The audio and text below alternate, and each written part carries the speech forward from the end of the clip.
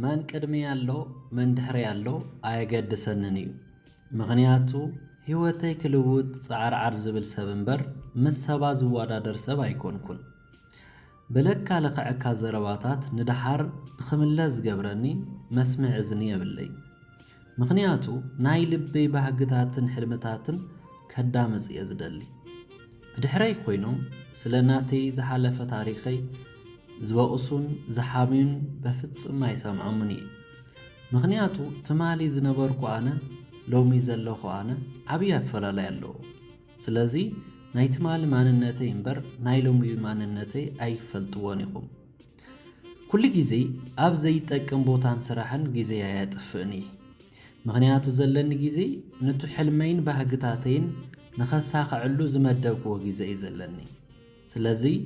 ንዘይጠቅም ዝኸውን ግዜ ይብለይን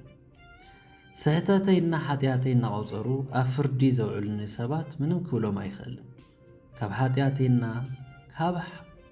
ስሕተተይ ከውፀኒ ዝኽእል ግን ልቦናይና ፈጣሪየ ብቻ እዩ